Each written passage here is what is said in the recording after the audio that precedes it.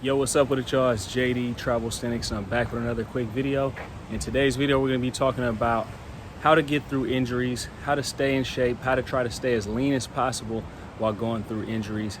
Injuries are part of the game, unfortunately, when it comes down to this health and fitness lifestyle. We all go through them from time to time. So when it comes down to dealing with injuries, we have to adjust our fitness regimen. We have to adjust our diet regimen. We just have to make a few adjustments in order to keep ourselves on track while we're going through an injury.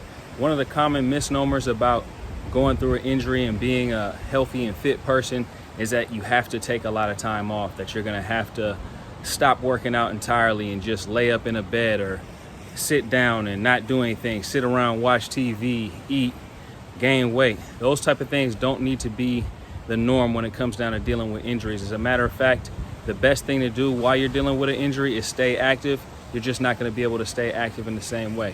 Now, before we get into the video, if you're interested in travel, fitness, and overall growth content, go ahead and subscribe to the channel, hit that notification bell so you can get updated every time I drop new content. All right, guys, so when it comes down to dealing with injuries, this video is all about making adjustments to stay in as good a shape as possible while you're going through an injury. So the first thing that we're going to have to make an adjustment on is our activity. What are we doing to keep ourselves active? What are we doing to keep ourselves in shape? What are our workouts going to look like while we're going through an injury? So first and foremost, we're not going to be able to train as intense. More than likely, we're not going to be able to train as intense as we were before. And we're also going to have to train around that injury. So if you're somebody who's into calisthenics, you're somebody who's into plyometrics, depending on what part of your body is injured, you're gonna have to train around that. For me personally, right now, I'm going through a lower back injury. So there's certain exercises and certain activities that I can't really participate in right now. And two things in particular is a lot of pull exercises kind of give me a little bit of pain. And another thing is doing too many explosive movements give me pain. So I was working out with plyometrics a lot before I got injured, and I've laid off the plyometrics since. So plyometrics is pretty much a high intensity cardio, and also, you know, it's a leg training exercise. It's a lot of leg training exercises, explosive movements, but you can kind of substitute cardio and just do plyometrics. So what I've been doing since I've been injured, I've been doing a little bit more low intensity cardio. So one thing that I've refamiliarized myself with is the jump rope. I started jumping rope. Another thing that I've been doing is getting a lot of walking in. These are things that you can do that aren't necessarily going to aggravate certain areas of the body and still get a good amount of cardio in, because at the end of the day, in order to maintain my weight, because I want to stay around, you know, the 175, 180 range, in order to do that, I'm going to have to keep my cardio on point. I'm going to have to be burning more calories, or burning at least the same amount of calories as I'm taking in. And guys, that leads me to my next adjustment that we're going to have to make while we're going through an injury. A lot of us burn a lot of calories every day with our workouts. So by burning more calories, a lot of times we have a bigger appetite. And just off the rip, as soon as you get hurt or as soon as you get injured, you might not necessarily lose your appetite even though you're doing less activity. So that's something that you're gonna need to take into consideration. And for myself, I definitely felt that when I started going through an injury, or anytime I've went through injuries before, is that I don't necessarily lose my appetite even though I'm not working and burning off as many calories. So you're really gonna have to take note of that. You're really gonna have to adjust your caloric intake. For me personally, the first couple of days, I still had a huge appetite when I was injured, and I took in a lot of food, and it actually kind of made me very sluggish. So it made it harder to actually even do any activity. But like I said, you're gonna have to make those adjustments. If you're somebody who does intermittent fasting like myself, what you might want to do is do a little bit longer of a fast. Do a little bit longer of a fast, and just keep in mind how many calories you're taking in. Keep in mind what type of food you're taking in.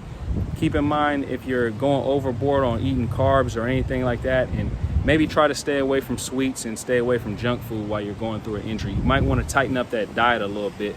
Even though, to be completely honest, when you're less active, your diet tends to get a little bit more loose on default because you're not as active, so you have more time to sit around and maybe snack on chips, or maybe sit around and eat a donut and some coffee or something like that. So that's something that's going to be a struggle to go through while you're going through an injury, but it's something that you really need to be aware of and really take note of, and really try to adjust as you're going through that injury. Make sure that your caloric intake is not a lot higher than the calories that you're burning. All right, so the next adjustment that we're gonna make while we're dealing with an injury is rehab work.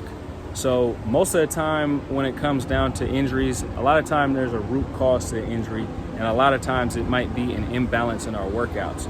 So we need to go in, kind of do some digging and figure out what that imbalance is and figure out which actual part of our body is a little bit weaker that's causing the other part of our body to be overworked. And for me personally, I had to start getting into some exercises that I actually have all my clients do on a regular basis to keep balance, but sometimes I forget to practice what I preach.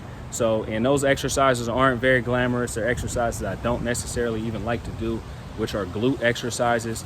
It strengthens the glutes, and by strengthening your glute muscles, it relieves a lot of the wear and tear on your lower back, because if you have stronger glute muscles, which is a part of that back core, it's gonna alleviate a lot of the work, extra work that those lower back muscles are gonna have to do. And if you have weak glute muscles, your lower back's gonna have to work harder. And a lot of times that's what leads to lower back injuries. So that's just what I'm going through personally.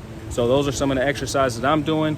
You might have injured a different part of your body, and you might need to strengthen some other muscles around that part of your body that you injured. Maybe you have a knee injury and you need to strengthen some of those leg muscles or some of those muscles around the knee.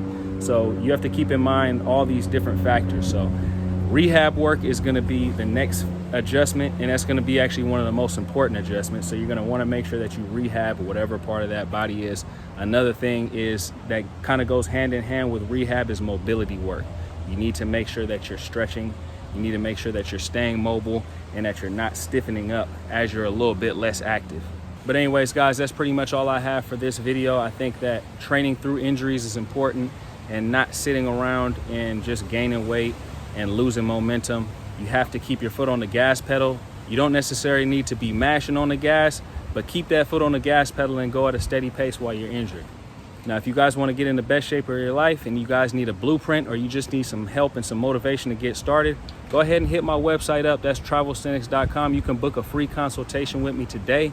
We can map out a blueprint, figure out what you need and what works best for you. It doesn't really matter what level you're at. I make blueprints and I make fitness plans, diet plans for people at all levels, all ages, all genders, all that. So hit me up, travelsthenics.com, book a free consultation with me today. Hope everybody's having a great day. I'll holler at you guys later. Peace.